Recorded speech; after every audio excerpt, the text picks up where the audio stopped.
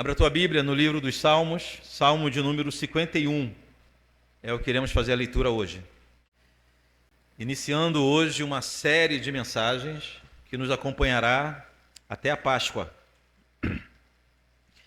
Vamos tratar de aflições da alma, feridas da alma, enfermidades da alma. Uma das nossas grandes dificuldades é entender que alma e espírito na Bíblia é a mesma coisa. Então a gente fica às vezes tentando resolver algo humanamente que é espiritual. Basta você mudar o nome de enfermidade da alma ou aflição da alma para aflições do espírito, que vai mudar toda a sua concepção do problema. Já vai mudar a sua visão do problema, a sua percepção, vai mudar o seu ponto de vista. Você vai entender que há algo muito maior do que a gente consiga resolver com armas humanas. Alma, espírito, na Bíblia é a mesma coisa. São duas palavras, dois nomes para a nossa porção imaterial. Acreditamos que o homem é dividido em duas partes apenas: a porção material e a porção imaterial. Quando fizemos a exposição da primeira carta de João, tratamos desse assunto na carta de João. Então, que o Senhor nos dê graças para entendermos melhor tudo aquilo que tem nos causado tanta aflição. Salmo de número 51, Salmo de Davi. Diz assim a palavra de Deus: Compadece-te de mim, ó Deus, segundo a tua benignidade, e segundo a multidão das tuas misericórdias, apaga as minhas transgressões. Lava-me completamente da minha iniquidade, purifica-me do meu pecado. Pois eu conheço as minhas transgressões, e o meu pecado está diante de mim. Pequei contra ti somente, e fiz o que é mal perante os teus olhos, de maneira que serás tido por justo no teu falar e puro no teu julgar. Eu nasci na iniquidade, e em pecado me concebeu minha mãe. Eis que te comprases, na verdade, no íntimo e no recôndito, me fazes conhecer a sabedoria. Purifica-me com o hisopo e ficarei limpo. Lava-me e ficarei mais alvo que a neve. Faze-me ouvir júbilo e alegria, para que exultem os ossos que esmagaste. Esconde o rosto dos meus pecados e apaga todas as minhas iniquidades. Cria em mim, ó Deus, um coração puro e renova dentro de mim um espírito inabalável. Não me repulses da tua presença, nem me retires o teu Santo Espírito. Restitui-me a alegria da tua salvação e sustenta-me com o espírito voluntário. Então ensinarei aos transgressores os teus caminhos, e os pecadores se converterão a ti. Livra-me dos crimes de sangue, ó Deus, Deus da minha salvação, e a minha língua exaltará a tua justiça. Abre, Senhor, os meus lábios, e a minha boca manifestará os teus louvores. Pois não te comprases em sacrifícios, do contrário eu os daria, e não te agradas de holocaustos. Sacrifícios agradáveis a Deus são o espírito quebrantado. Coração compungido e contrito não o desprezarás, ó Deus. Faze bem a Sião, segundo a tua boa vontade, edifica os muros de Jerusalém. Então te agradarás dos sacrifícios de justiça, dos holocaustos e das ofertas queimadas, e sobre o teu altar se oferecerão novilhos. Graças a Deus. Muito obrigado, Senhor, pela leitura de tua santa palavra, mais uma vez aqui em nosso meio.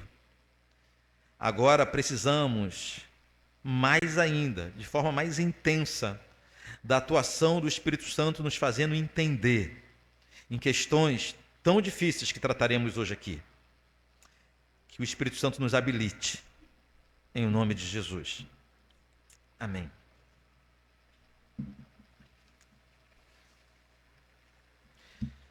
Nós não conseguimos imaginar A quantidade de pessoas que vivem com lembranças sombrias do seu passado. Lembranças de pecados transformam-se em verdadeiros cativeiros, em verdadeira prisão. A prisão da consciência pesada, a prisão da vergonha acumulada, lembranças que nós daríamos tudo para esquecer e não conseguimos.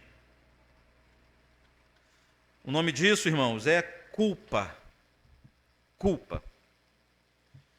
Segundo o dicionário, culpa é a consciência de ter feito algo errado ou de ter cometido um crime, acompanhado do sentimento de vergonha ou remorso. Isso é culpa. Então, como todos nós já fizemos muitas coisas erradas, como todos nós já cometemos atos vergonhosos, é possível que entre nós alguém tenha cometido até crimes. Todos nós já vivenciamos esse terrível sentimento chamado culpa. Em algum momento, em algum grau, a culpa já pesou em nossa consciência.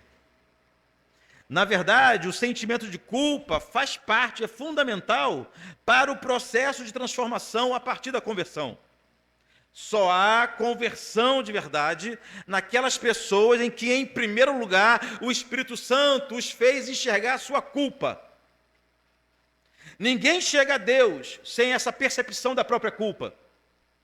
Ninguém chega a Deus achando que é inocente. Todos chegam a Deus em primeiro lugar, que é isso que o Espírito Santo nos faz, nos convence de nosso pecado, da justiça e do juízo.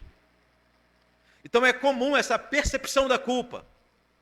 O problema, irmãos, acontece quando passa os anos e a pessoa não consegue se livrar dessa consciência pesada, fruto de tudo que ela já fez ao longo da vida. O problema é quando a culpa não passa. O problema é quando o coração não alivia. O problema é quando a mente não refrigera e lembranças sombrias do passado crescem de uma forma tão grande que começam a paralisar a nossa caminhada, paralisar a nossa vida. Muitas coisas não andam, muitas pessoas não crescem, muitas pessoas não desenvolvem, porque estão ainda paralisadas pela culpa, e a culpa funciona como se fosse um poço escuro e fundo que aprisiona a pessoa em completa solidão. Se você é alguém assim, se você é alguém que luta contra as lembranças do passado, e essas lembranças corroem seu coração, não aliviam a sua mente, essas lembranças te envergonham todos os dias. Se isso acontece contigo, saiba que você não está sozinha. No meado do século passado, um grande pastor chamado Martyn Lloyd-Jones, além de pastor médico em Londres, por 30 anos pregando na capela de Westminster, um homem fenomenal. Olha o que Martyn Lloyd-Jones disse.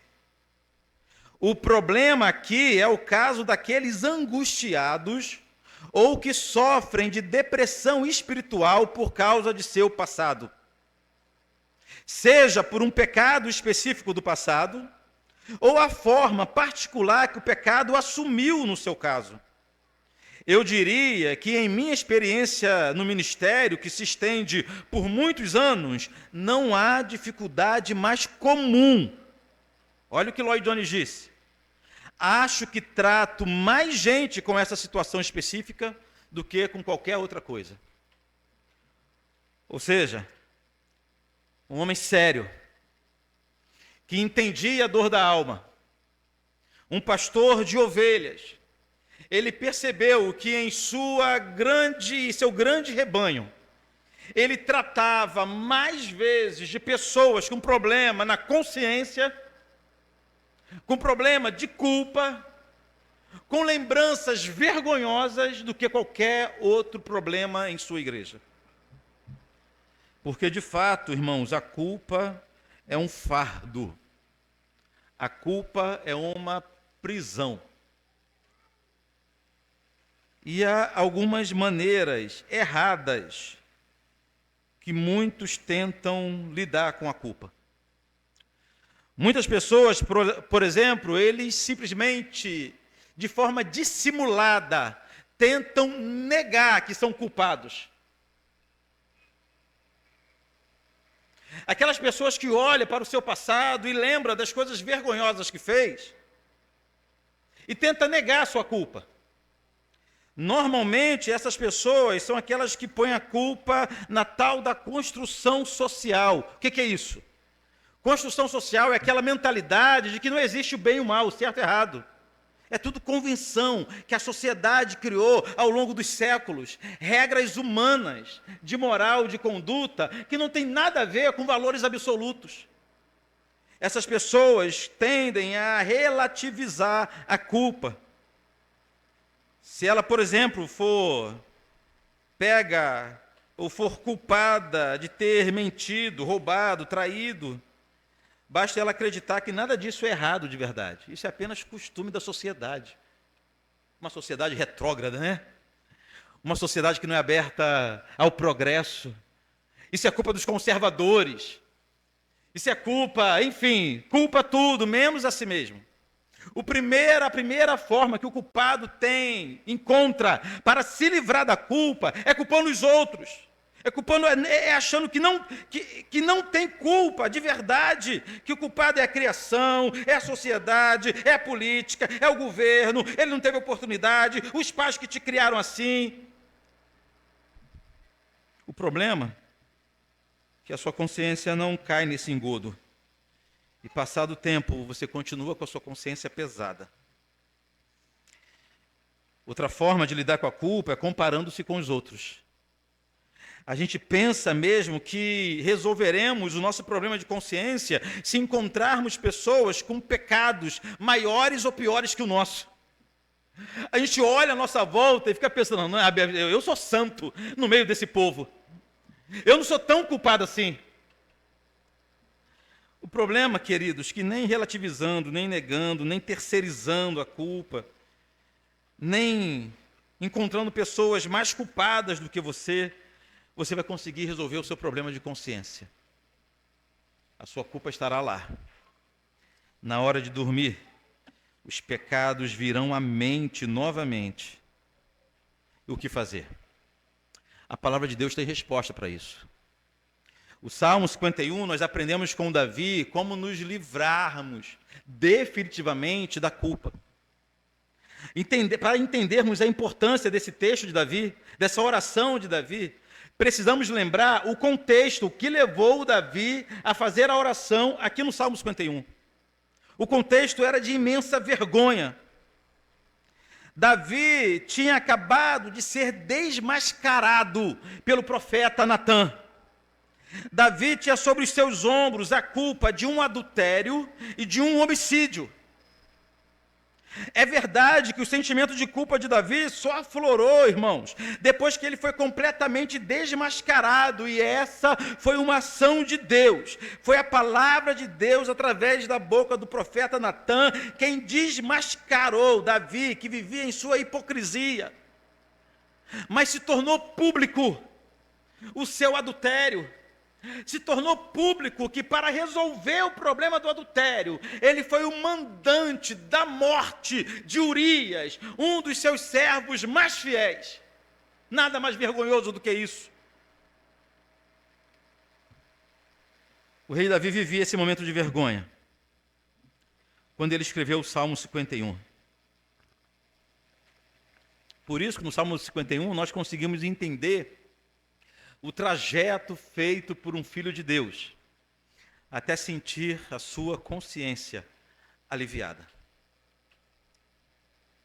O primeiro passo do envergonhado Davi foi aproximar-se de Deus em oração, e isso é importante. As primeiras palavras de sua oração, no versículo 1 do texto que lemos hoje, olha o que diz: compadece-te de mim, ó Deus.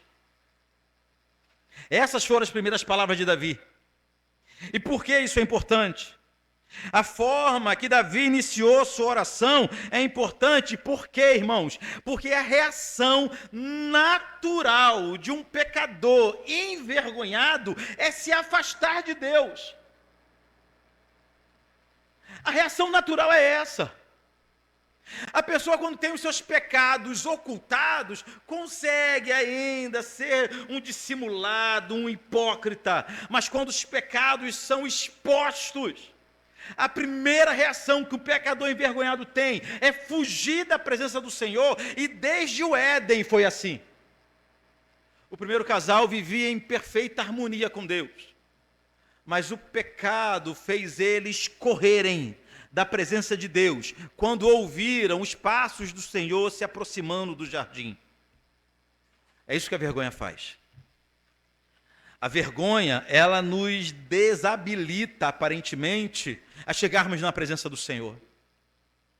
A vergonha nos faz pensar que nós não somos mais bem-vindos na presença de Deus em oração.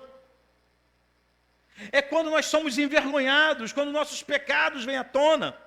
É quando nós não temos nem coragem de levantar nossa voz para o céu, nossos olhos para o céu, muito menos chegarmos diante de Deus. Mas Davi, ele venceu esse primeiro obstáculo. Davi reagiu diferente de Adão e Eva e diferente da gente. Mesmo sobrecarregado pelo fardo da culpa, ele se aproximou do Senhor em oração, queridos. Mas há um detalhe muito importante: ele não se aproximou se justificando, com explicações, com desculpas. As primeiras palavras de Davi não foram o seguinte: Deus, o Senhor sabe que eu sou pecador, eu sou de carne e osso. As primeiras palavras na oração de Davi não foram: Senhor, vamos conversar, veja bem o que houve. Para tudo há uma explicação. Eu não queria. Quando eu vi, Davi não tenta dar explicações ou justificativas ou desculpas para o seu pecado. Ele se aproxima de Deus. As suas primeiras palavras apontam para um coração envergonhado que sabia muito bem o grande mal que cometeu. A única coisa que um pecador arrependido pode fazer diante de Deus é clamar por misericórdia. E é isso que ele faz na primeira palavra da sua oração: compadece-te de mim, ó Deus. Que forma honesta de iniciar uma oração de confissão de pecado. Que forma honesta.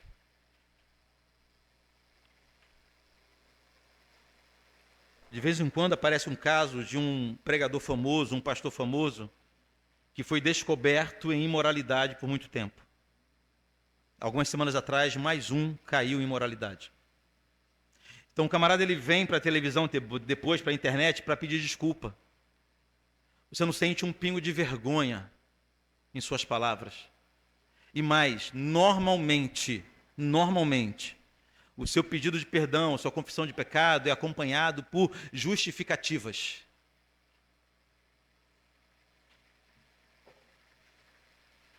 E normalmente citam Davi. Citam Davi, não, porque Davi pecou e todo mundo peca. Irmãos, no momento de vergonha, no momento de pecado, é tão somente pedir perdão ao Senhor e misericórdia, e mais nada. Eu pequei, me perdoa, Senhor. Tem misericórdia, tenha compaixão, compadece-te de mim, ó Deus. O clamor de Davi apontava para a certeza de que ele tinha, que somente Deus podia perdoá-lo. Somente Deus podia resolver a sua questão. Olha o versículo 2. Lava-me completamente de minha iniquidade e purifica-me do meu pecado. Total dependência de Deus. Versículo 7, dá um pulo para o versículo 7, que é semelhante. Purifica-me com hisopo e ficarei limpo. Lava-me e ficarei mais alvo que a neve. Lavar e purificar. Davi pediu, irmãos, que o Senhor o lavasse. Davi pediu que o Senhor o purificasse, porque ele sabia que ele sozinho, por conta própria, utilizando os recursos humanos, com armas humanas, não conseguiria resolver o seu problema. Ele sabia que ele não tinha condição de lavar sua consciência, de purificar sua consciência. Quando ele clama a Deus para que o Senhor o lave, o purificasse, é porque ele já sabia que da mesma forma que um cego não pode se dar a visão, da mesma forma que um morto não pode se ressuscitar, o pecador não pode se limpar. O sujo em pecado não pode se purificar. Se Deus não limpar, se Deus não purificar, se Deus não agir, não há nada mais que possamos fazer. Seguindo, Davi fez uma das mais belas orações da Bíblia no versículo 10. Não sei se você vai concordar comigo. Olha a oração do versículo 10. Cria em mim, ó Deus, um coração puro e renova dentro de mim um espírito inabalável. Os irmãos percebem, mais uma vez, como que o texto traz a ideia de total dependência da ação de Deus. Davi reconheceu que o seu problema estava no coração. O seu problema não era estar passeando no palácio, enquanto seus soldados estavam em guerra, vendo uma vizinha tomando banho. O seu problema não foi esse. O seu problema, primeiro, foi um coração perverso, pecador, soberbo. Aí ele ora aqui pedindo o seguinte: Senhor, eu preciso que o Senhor mude o meu coração. Para eu mudar os meus atos, preciso primeiro ter o coração transformado. Cria em mim, ó Deus, um coração puro.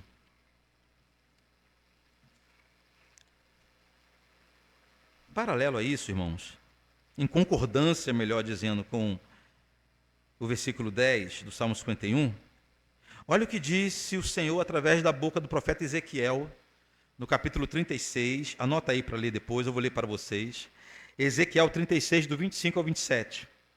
Deus falando: então aspergirei a água sobre vós, e ficareis purificado. Ó que maravilha! De todas as vossas imundícias, de todos os vossos ídolos, vos purificarei. É a ação de Deus. Segue o texto. Dar-vos-ei coração novo, e porei dentro de vocês espírito novo. Tirarei de vós o coração de pedra, e vos darei coração de carne. Porei dentro de vós o meu espírito, e farei com que andeis nos meus estatutos, guardeis os meus juízos e os observeis. Promessa de Deus feita através de Ezequiel. Promessa de Deus que Davi pediu para si, um coração puro, uma mente pura. Somente assim ele sabia que ele venceria aquela grande angústia que o pecado, ou a vergonha do pecado lhe causou. Do versículo 11 ao 14, Davi pediu que o Senhor o livrasse das consequências do pecado. Eu vou deixar isso aqui para outro dia. Eu quero pular para o final, porque antes de finalizar a sua oração, Davi declarou o motivo dele confiar em Deus. Olha aqui para mim. Quando você ora, você tem certeza que pode confiar em Deus? Tem certeza que Deus ouve? Tem certeza que Deus atende? Davi tinha essa certeza. E ele expressa aqui o motivo dessa certeza. No versículo 17 do Salmo 51. Sacrifícios agradáveis a Deus são o espírito quebrantado, coração compungido e contrito, não o desprezarás, ó Deus. Davi era um homem que tinha certeza que todo aquele que chega diante de Deus aflito não é dispensado. Davi ele tinha certeza que não há a menor possibilidade de alguém chegar diante de Deus com o coração quebrantado e ser dispensado. Não há chance. Sabe quando foi que alguém chegou diante de Deus com o coração quebrantado e não foi ouvido? Nunca. Não há a menor possibilidade. Há um plano perfeito. Mais tarde, no Evangelho de João, Jesus vai revelar esse plano. Há um plano perfeito que só vai a Cristo, aquele que Deus envia. Só vai a Deus, aquele que o Espírito envia. Por isso que não há a menor chance do Espírito quebrantar o teu coração, do Espírito te fazer entender, te dar consciência do pecado, para te abandonar na rua da amargura. Isso não existe. Só tem consciência do pecado aquela pessoa que foi tocada pelo Espírito Santo. Se foi tocada pelo Espírito Santo, vai a Deus em oração quebrantado. Se foi a Deus em oração quebrantado, foi porque o Espírito o enviou. Se foi o Espírito que o enviou, nosso Deus recebe o pecador, por pior que tenha sido o seu pecado, por mais vergonhosos que tenham sido os seus atos. Mas, meus irmãos, é um plano perfeito de Deus, a prova de falha. Davi entendia isso. Por isso que ele chega no final de sua oração e ele fala: um coração quebrantado, um espírito contrito, um espírito compungido e contrito, um coração quebrantado, uma pessoa humilhada, aquela que chega diante do Senhor em lágrimas somadas à sua vergonha. Deus não desprezará jamais, jamais, sem chance.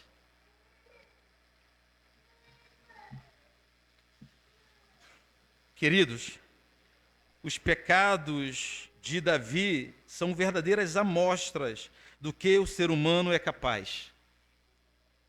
Mas o final dessa história é uma verdadeira amostra do que nosso Deus também é capaz. Não há pecado que Ele não possa perdoar. Simplesmente não existe.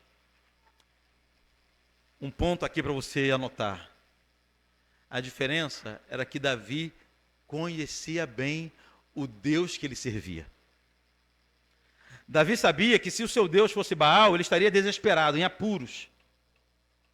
Davi sabia que os deuses pagãos, os deuses do Egito, os deuses dos amorreus, dos filisteus, não têm condição nenhuma de apagar pecado. Mas Davi conhecia o Deus de Israel, o único que tem poder para perdoar pecado. Ele descansava nisso. Não foram simples derrapadas.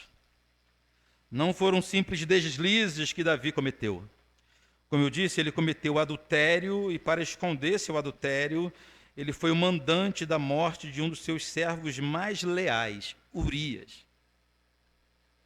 Adultério e homicídio, dois pecados gravíssimos, dois atos extremamente vergonhosos, pesados o suficiente para envergarem as costas de qualquer homem de culpa.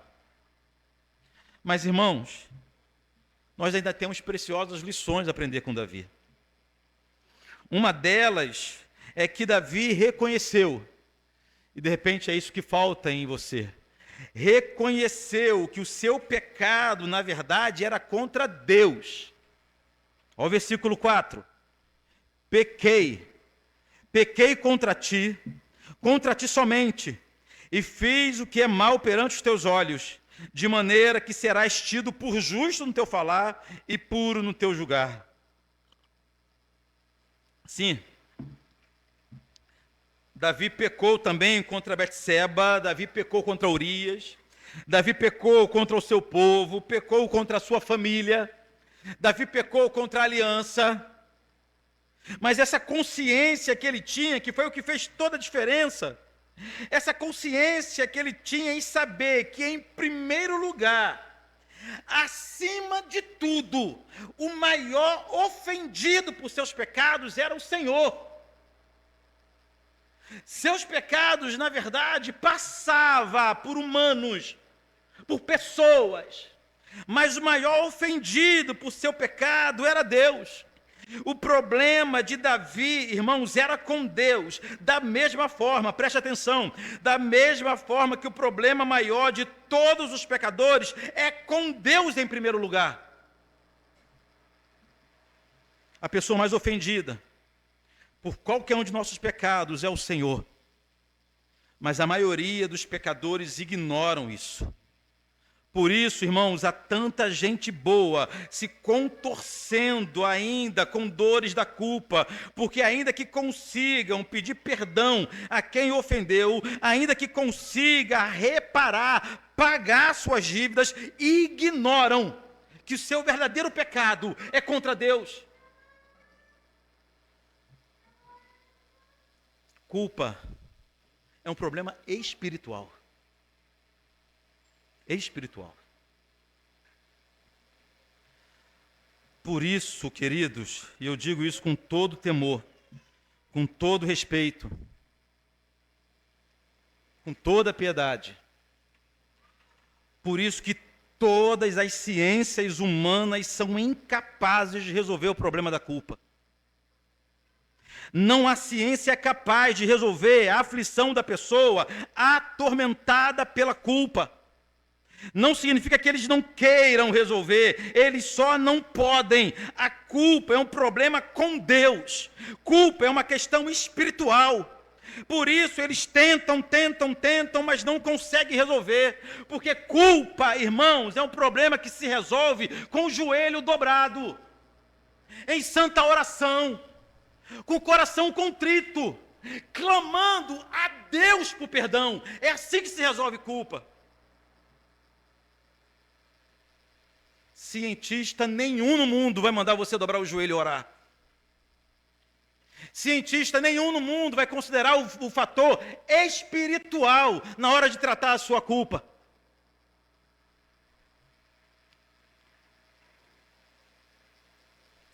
Quantas desgraças poderiam ser evitadas? Quantos problemas poderiam ser evitados? Se todos os pecadores se lembrassem que a sua dívida é com Deus, que o seu problema é no espírito. E como dizem Paulo, nossos inimigos não são carnais, nossos inimigos são espirituais. Por isso que nossas armas também não são carnais, nossas armas são espirituais. Davi entendia isso. Olha que diferença fez. É óbvio, se defraudou alguém, precisa restituir. Se ofendeu alguém, precisa pedir perdão. Se está em dívida com alguém, precisa se consertar. Mas não ignore que você só vai sentir realmente perdão, receber perdão, quando consertar-se com o Senhor, quando se consertar com Deus.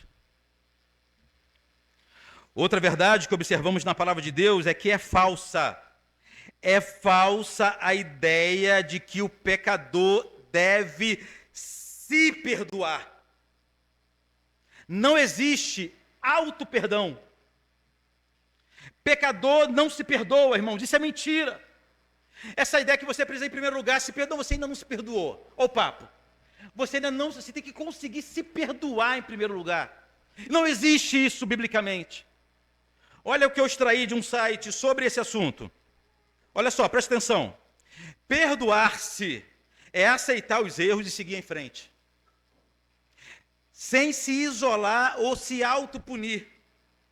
Perdoar-se é um ato de autocompaixão e autoaceitação. Estão percebendo o culto no eu aqui? Aí vem uma lista de dicas para a pessoa se auto-perdoar. Praticar o auto-perdão, questionar-se sobre como reage às falhas, praticar a autocompaixão, fortalecer a autoestima, abandonar o perfeccionismo, entender que todos erram, parabenizar-se por reconhecer seus erros. Olha, eu errei, mas eu sei que errei. Olhar-se com compreensão e tratar-se com gentileza. Tudo muito bonito. Tudo muito lindo. Coisas que nós gostamos de ouvir, mas não tem nada de bíblico aqui. Pequei contra ti e contra ti somente, de modo que serás justo no seu julgar e justo no seu falar. Ou seja, o Senhor pode fazer o que quiser. O que o Senhor falar, o que o Senhor quiser, vai ser justo. Davi sabia disso.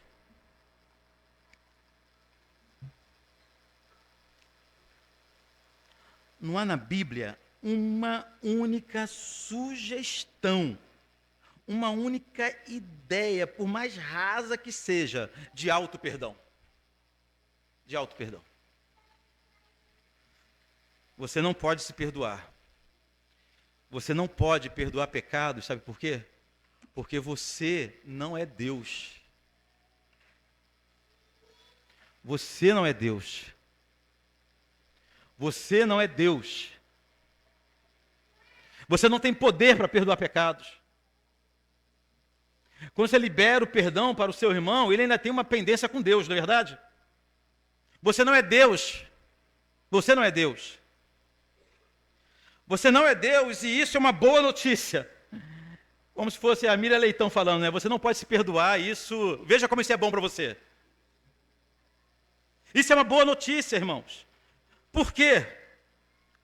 Porque você não pode perdoar pecados, mas Deus pode perdoar qualquer tipo de pecado de qualquer pecador. Ele pode e Ele perdoa. O escritor aos Hebreus explica muito bem como que o Senhor Jesus nos liberta de nossa culpa. Olha aqui, não é num passe de mágica, não. Há um processo. Há um processo em que nós somos libertos de nossa culpa de forma definitiva. Você pode abrir comigo na carta aos Hebreus, lá quase no final da sua Bíblia, depois de todas as cartas de Paulo, vem Hebreus. Hebreus capítulo 4.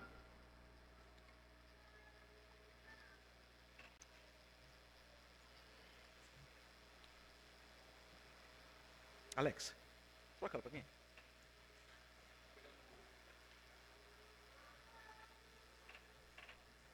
Abra a tua Bíblia, porque é importante você ler comigo esse texto. Hebreus, capítulo 4.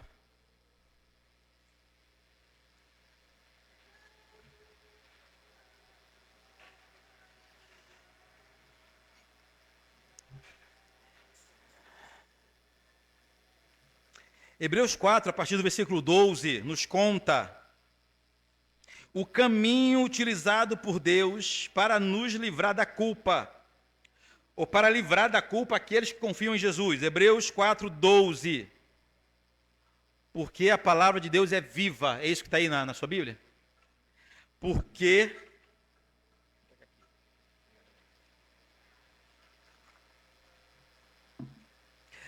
a palavra de Deus é viva e eficaz, mais cortante do que qualquer espada de 2 gumes, e penetra ao ponto de dividir, porque não é dividido, dividir alma e espírito.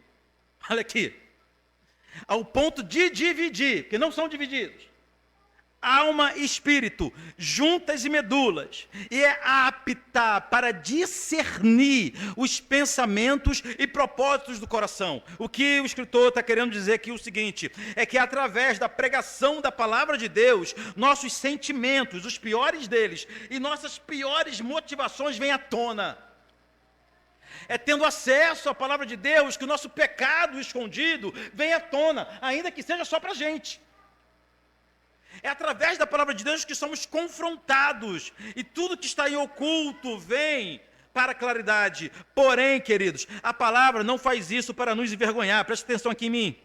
A palavra não faz isso para nos envergonhar, mas a palavra nos consola, nos dando certeza de que temos um sumo sacerdote que nos conhece como somos, e ainda assim penetrou no céu para interceder por nós. Ao versículo 14. Tendo, pois, Jesus, o Filho de Deus, como grande sumo sacerdote que penetrou no céu, conservemos firmes a nossa confissão. Confissão aqui é a nossa confiança em Cristo como sumo sacerdote. Versículo 15.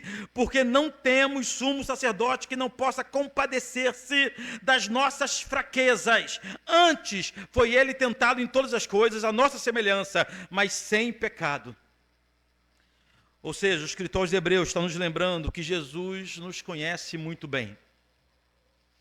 Que Jesus nos conhece tanto porque ele conhece, ele experimentou as fraquezas que nós experimentamos,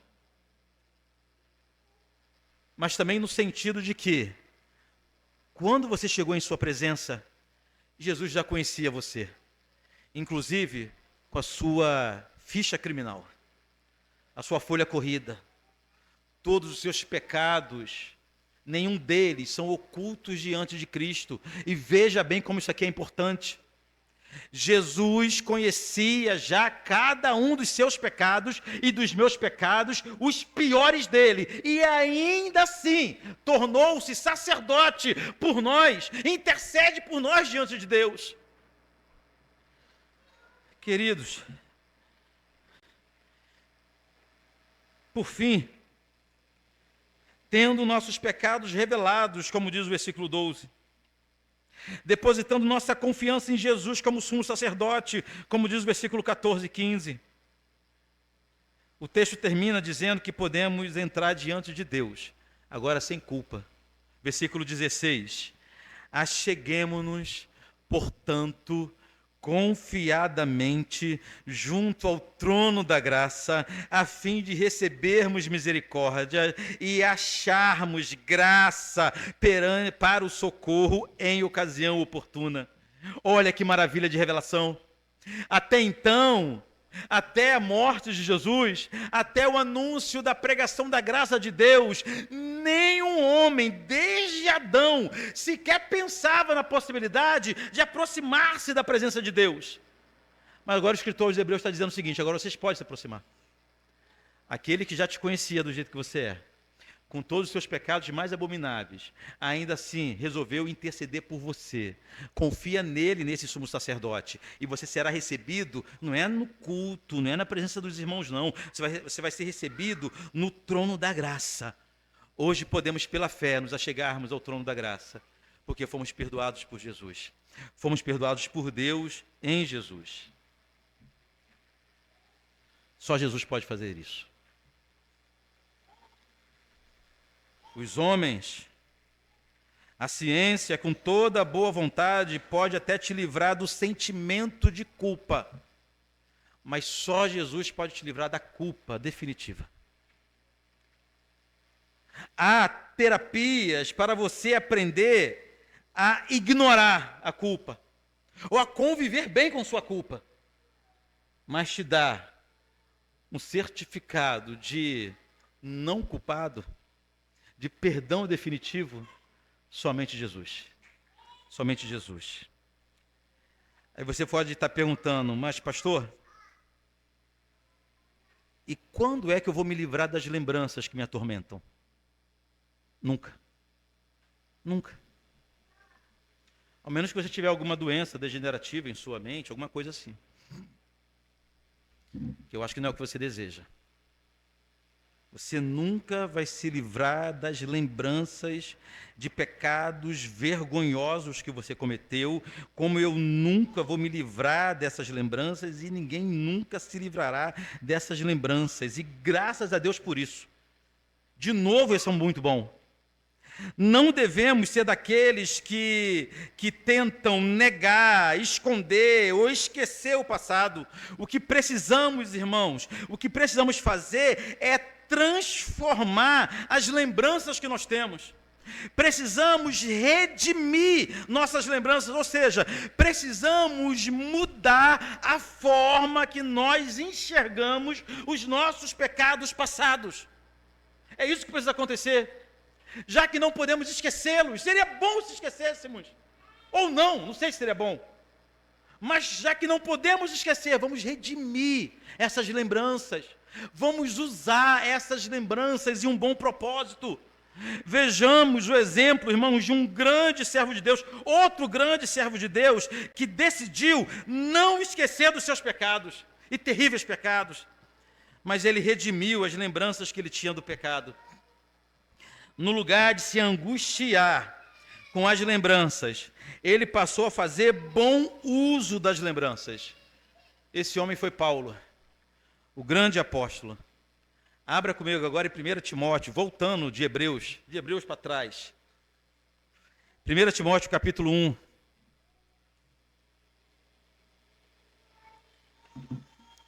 Você vai ver agora o relato de um homem que, ao contrário de nós, fez questão de não esquecer de suas vergonhas. 1 Timóteo capítulo 1, a partir do versículo 12. Hebreus vem andando aqui para trás, uma das últimas cartas de Paulo. Tito, 2 Timóteo, 1 Timóteo. 1 Timóteo 1, a partir do 12. Sou grato para com aquele, é assim que está na tua Bíblia? Sou grato para com aquele que me fortaleceu, Cristo Jesus, nosso Senhor, que me considerou fiel, designando-me para o ministério. A mim, que noutro tempo era blasfemo e perseguidor e insolente, mas obtive misericórdia, pois o fiz na ignorância, na incredulidade. Transbordou, porém, a graça do nosso Senhor com a fé e o amor que há em Cristo Jesus. Versículo 15. Fiel é a palavra e digna de toda aceitação, que Cristo Jesus veio ao mundo para salvar pecadores, dos quais eu sou o principal. Mas por esta mesma razão, olha só que razão, por ele ser o principal dos pecadores, mas por essa mesma razão me foi concedida a misericórdia, para que em mim, o principal, evidenciasse Jesus Cristo a sua completa longanimidade e servisse eu de modelo a quantos hão de crer nele para a vida eterna. Assim ao Rei eterno, imortal, invisível, Deus único, honra e glória pelos séculos dos séculos. Amém. Queridos, como Davi não poderia simplesmente esquecer dos seus pecados, ele resolveu fazer bom uso de suas lembranças. Percebemos aqui, queridos, 3 sinais de que as lembranças de Paulo e de seus pecados foram redimidas. Eu falei Davi anteriormente, né? Mas Paulo, aqui nesse texto temos 3 sinais de que Paulo teve as suas lembranças do passado redimidas. Ele não sofria mais pelas lembranças, ele fazia bom uso de suas lembranças. Em primeiro lugar, o primeiro sinal de lembrança redimida é o verdadeiro arrependimento. Arrependimento verdadeiro, irmãos, não é quando a pessoa chora. Arrependimento verdadeiro não é quando a pessoa ri. Arrependimento verdadeiro é quando a pessoa muda, se envergonha diante de Deus e clama por mudança. Olha o que diz o versículo 13, aqui de 1 Timóteo 1. A mim, que noutro tempo era blasfemo e perseguidor e insolente, mas obtive as misericórdias de Deus. Sabe o que é blasfemo? Você sabe. A blasfêmia era pecado seríssimo. O blasfemo era condenado à morte. Paulo reconhece aqui que o que ele deveria era ter sido morto, apedrejado. O blasfemo é condenado à morte. Paulo lembra que ele era perseguidor. E nós sabemos como que Paulo era um perseguidor. O texto diz que Paulo ele consentia, por exemplo, no apedrejamento de Estevão. Ele tinha autoridade para evitar a morte de Estevão e não evitou.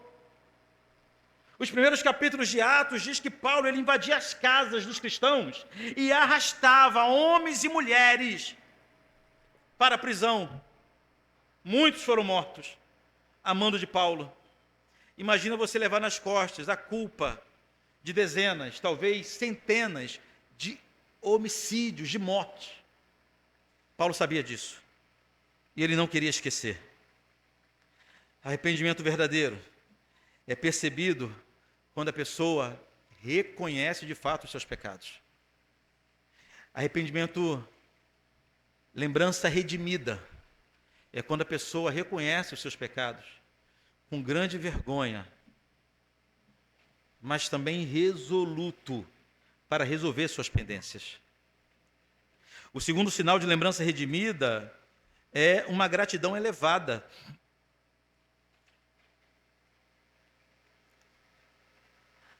Precisamos lembrar de quem nós éramos, justamente para que o nosso coração transborde cada vez mais de gratidão.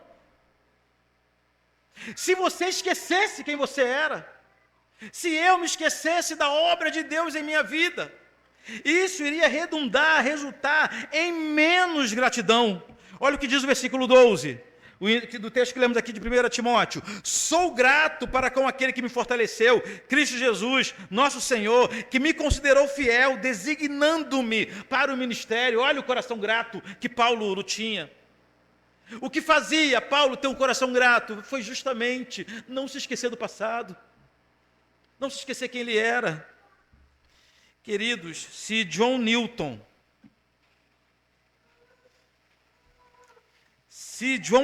se esquecesse, ou esquecesse do seu passado de traficante de escravos, ele jamais teria composto o hino Graça Maravilhosa, ou Imagine Grace. John Newton era um cristão desviado, que começou a faturar muito, traficando vidas humanas da África para a América. Até que um dia ele teve um encontro com a fé, a graça o alcançou. E por toda a sua vida, duas coisas aconteceram. Ele jamais se esqueceu que ele tinha sido traficante de escravo. E o seu coração jamais deixou de ser um coração grato. Aí ele compôs Imagine Grace, possivelmente o hino mais cantado pelos cristãos de todo o mundo. A sua letra original diz assim: graça maravilhosa, que doce é o som. Isso salvou um desgraçado como eu. Eu estava perdido, mas fui encontrado. Estava cego, mas agora vejo. John Newton jamais teria composto isso. Nós não teríamos acesso a um dos hinos mais lindos do cantor cristão, do hinário evangélico, se ele tivesse esquecido quem ele era. No nosso hinário é Preciosa Graça, né? Não vou lembrar agora qual é o número do hino. Preciosa graça de Jesus, que um dia me encontrou. Perdido andei sem ver a luz, mas graça me encontrou. Ah, se John Newton tivesse esquecido do seu passado de pecado. Lembranças do passado levaram John Newton a cantar, e o mesmo aconteceu com Paulo, aqui no texto que nós lemos de 1 Timóteo. Aquela confissão dele de quem ele era e o que ele faz agora com o que ele era, resultou numa doxologia, num hino. O versículo 17 diz assim: assim ao Rei eterno, imortal, invisível, Deus único, honra e glória pelos séculos dos séculos. Amém. É a nossa lembrança do pecado, que redunda em grande gratidão. E por fim, o terceiro sinal de uma lembrança redimida é a aptidão para o serviço. Paulo entendia que o fato dele ter sido um terrível pecador e o Senhor ter o perdoado o movia a cuidar de outras pessoas que também estavam ainda na escravidão do pecado ou que estavam chegando agora na fé. Paulo entendia que ele, como um grande pecador, no texto que nós lemos, o principal dos pecadores, o habilitava a falar da graça para os outros, a consolar os outros, a exortar os outros. Olha o que diz aqui, no versículo 16 de 1 Timóteo 1.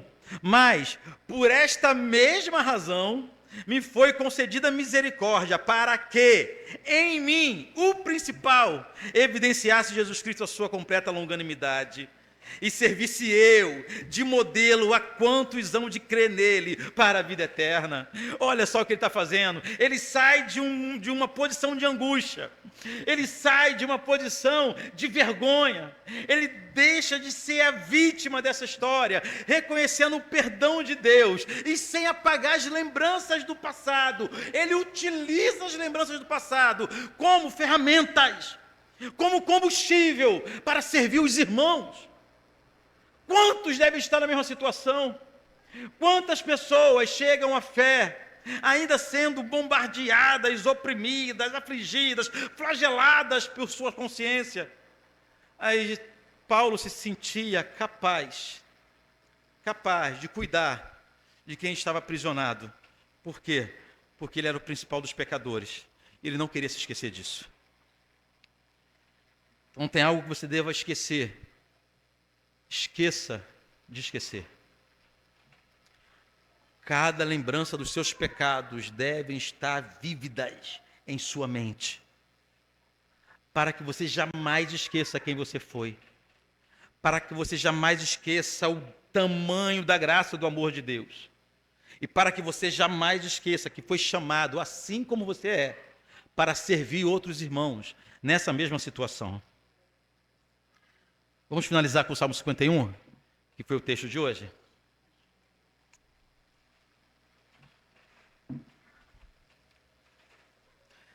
O Salmo 51, Davi também aprendeu a fazer bom uso de suas lembranças. Olha aqui, versículo 13 do Salmo 51.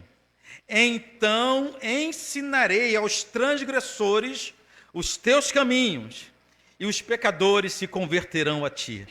Ou seja, meus irmãos, Davi entendia, da mesma forma que o apóstolo Paulo entendia, da mesma forma que nós estamos entendendo aqui hoje, que nós podemos fazer uso de nossas lembranças do passado. Nossas lembranças não precisam nos aterrorizar. Elas não existem para isso. As nossas lembranças precisam nos motivar a desenvolver um arrependimento genuíno, a desenvolver mais gratidão ao nosso Deus e a desenvolver o serviço na igreja, no lugar de ficar em casa, sendo aterrorizado por lembranças.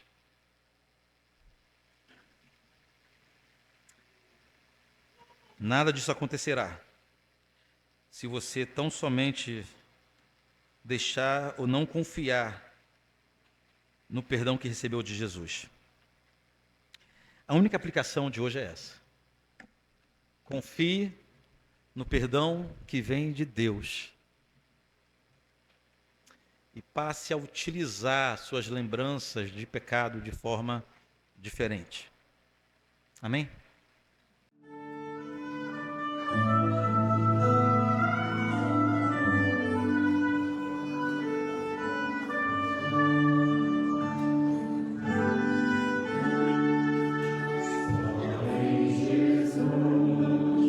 Confiarei.